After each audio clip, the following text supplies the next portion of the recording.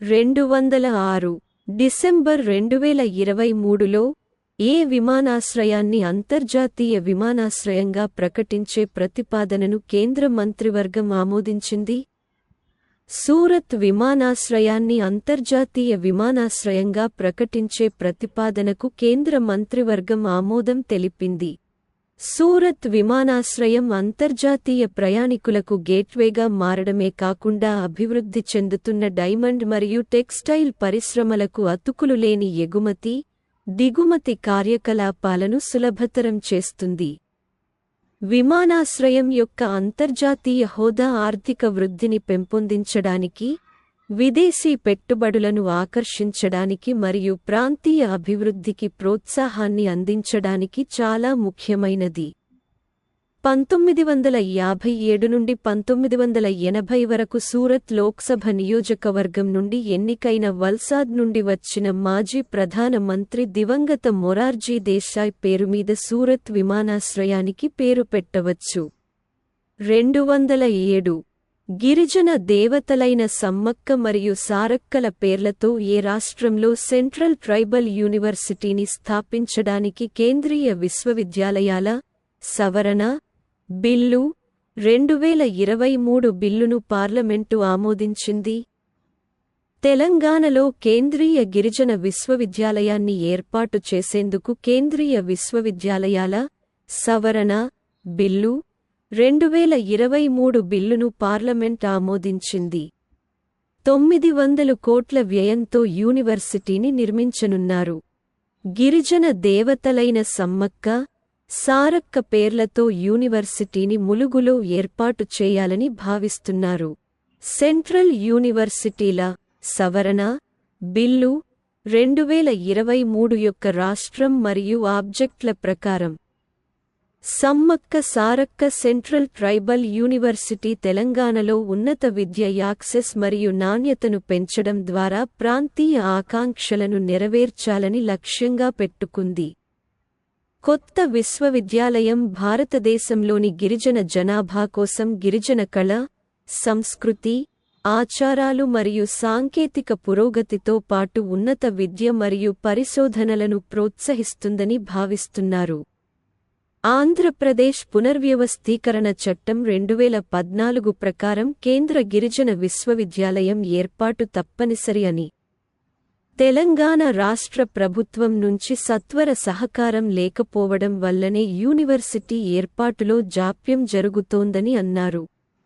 కేంద్రీయ విశ్వవిద్యాలయాల చట్టం 2009 భారతదేశంలోని రాష్ట్రాలలో విద్య మరియు పరిశోధన పర్యావరణ వ్యవస్థకు మద్దతు ఇవ్వడానికి మరియు మెరుగుపరచడానికి కేంద్రీయ విశ్వవిద్యాలయాలను స్థాపించడానికి మరియు చేర్చడానికి రూపొందించబడింది. 208 టెక్నాలజీ డెవలప్మెంట్, ఇన్నోవేటివ్ సొల్యూషన్స్ మరియు జాయింట్ R&Dని ప్రోత్సహించడానికి AIITతో ఇండియన్ నేవీ MOUపై సంతకం చేసింది. టెక్నాలజీ డెవలప్మెంట్, ఇన్నోవేటివ్ సొల్యూషన్స్ మరియు జాయింట్ R&Dని ప్రోత్సహించడానికి ఇండియన్ ఇన్స్టిట్యూట్ ఆఫ్ టెక్నాలజీ కాన్పూర్తో ఇండియన్ నేవీ MOUపై సంతకం చేసింది. మెటీరియల్, డాక్యార్డ్ మరియు refits, assistant chief rear admiral K Srinivas మరియు IIT Kanpur officiating director professor Subramanyam Ganesh ఈ అవగాహన ఒప్పందాన్ని కుదుర్చుకున్నారు. ఇన్ మరియు ఈట్ కాన్పూర్ డిఫెన్స్ టెక్నాలజీలకు సంబంధించిన ఇంజనీరింగ్ రంగంలో శాస్త్రీయ పరిశోధన కార్యకలాపాల యొక్క అకడమిక్ ఎక్స్చేంజ్లో ఉమ్మడి ఆసక్తిని పంచుకుంటాయి. MOU విస్తృత ఫ్రేమ్వర్క్గా ఉపయోగపడుతుంది మరియు సామర్థ్య నిర్మాణాన్ని పెంపొందించడానికి, క్షేత్రస్థాయి సమస్యలకు పరిష్కారాలను అందించడానికి మరియు అధ్యాపకులు, అతిథి ఉపన్యాసాల మార్పిడి ద్వారా శిక్షణ ప్రభావాన్ని పెంపొందించడానికి ఇరువైపులా వీలు కల్పిస్తుంది. నిర్మాణాత్మక సహకారం ఎన్ శివాజీ, లోనావ్లా మరియు IIT కాన్పూర్లోని centre of excellence, marine engineering బృందాలతో కూడిన ఉమ్మడి పరిశోధన మరియు అభివృద్ధి కార్యక్రమాలపై దృష్టి సారిస్తుంది. వార్తలలో ఈట్లు global cyber security company Kaspersky మరియు ఈట్ ఢిల్లీ సంస్థలో సైబర్ సెక్యూరిటీ సంబంధిత పరిశోధన మరియు విద్యా కార్యక్రమాలపై సంయుక్తంగా పనిచేసేందుకు ఒక ఒప్పందంపై సంతకం చేశాయి.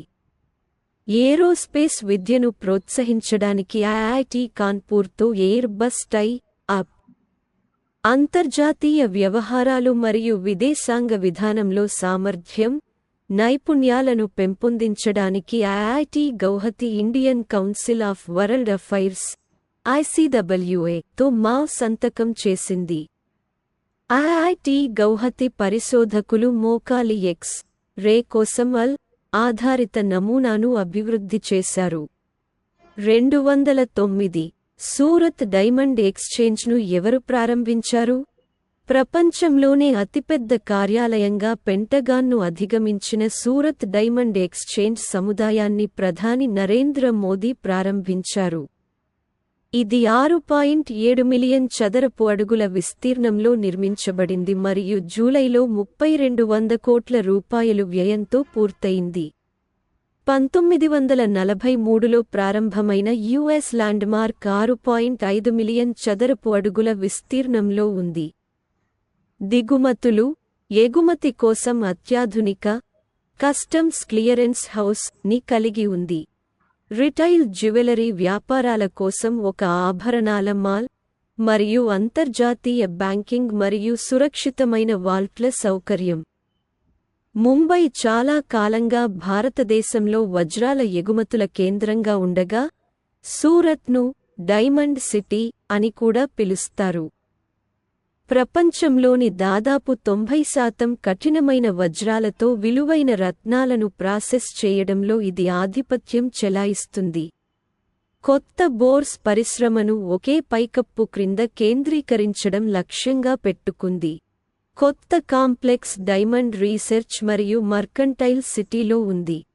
ఇది Gujarat international finance tech city లేదా పీఎం మోడీ యొక్క ప్రధాన ప్రాజెక్టులలో మరొకటి అయిన గిఫ్ట్ సిటీ తరహాలో రూపొందించబడిన వ్యాపార జిల్లా. ఇందులో 9-15 అంతస్తుల టవర్లు మరియు దాదాపు 4700 కార్యాలయాలు ఉన్నాయి. Surat diamond bourse president Nagjibhai Sakariya ప్రకారం, దాదాపు 130 కార్యాలయాలు ఇప్పటికే వాడుకలో ఉన్నాయి. 2025 నుంచి విమాన ప్రయాణికులపై ఏ దేశం గ్రీన్ ట్యాక్స్ విధించనుంది?